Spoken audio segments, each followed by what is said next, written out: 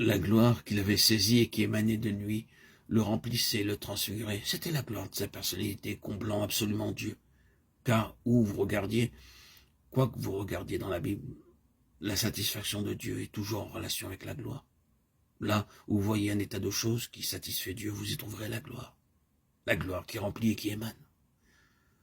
C'était le cas pour le Seigneur Jésus, et c'est pourquoi la voix venant du ciel l'a testé et a mis l'accent sur lui en déclarant « dans lequel j'ai trouvé tout mon plaisir ». Le Père était complètement satisfait en lui.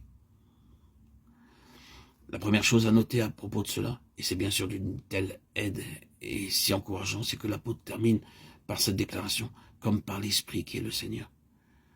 Bien entendu, nous savons ce qui concerne la venue de l'Esprit Saint, la personne et l'œuvre du Saint-Esprit, tous les effets de l'avènement de l'Esprit et de son habitation en nous.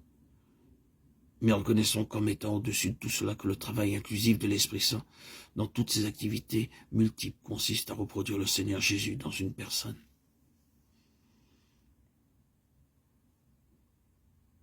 Quand vous priez à l'égard de l'Esprit Saint et que vous parlez de l'Esprit Saint, rappelez-vous de cela.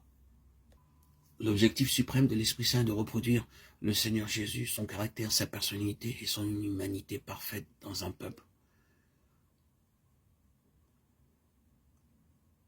Cela peut servir de test pour vous et pour moi, si nous le contemplons réellement. La preuve que l'Esprit Saint pourra avoir accès dans votre vie et dans la mienne, la preuve qu'il est là et qu'il fait son œuvre, ce sera notre transfiguration. Autrement dit, c'est tout ce que Christ est dans son humanité parfaite, qui deviendra de plus en plus vrai en nous, dans notre nature et dans notre cœur.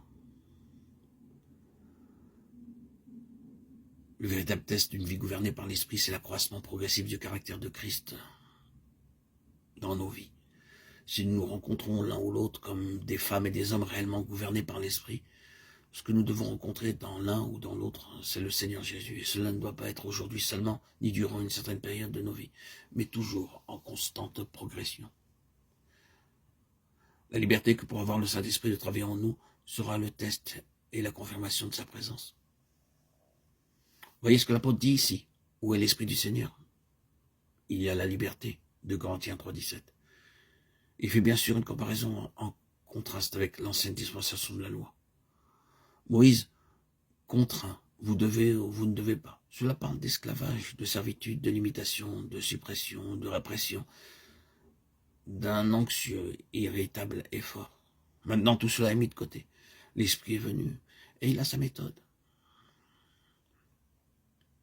Moïse, représentant cet ordre de choses, cette dispensation devait mettre un voile sur son visage, non pas pour cacher la gloire, mais pour cacher le départ de la gloire et la simuler.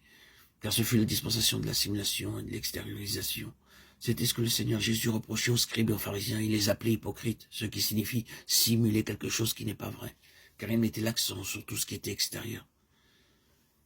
Cependant, force est de constater que la gloire n'était plus là, malgré le voile du faux semblant. Mais avec Christ, dit l'apôtre, tout cela est révolu. L'Esprit est venu, et il est venu au-dedans. Maintenant, nous sommes libres à l'égard de toutes ces choses.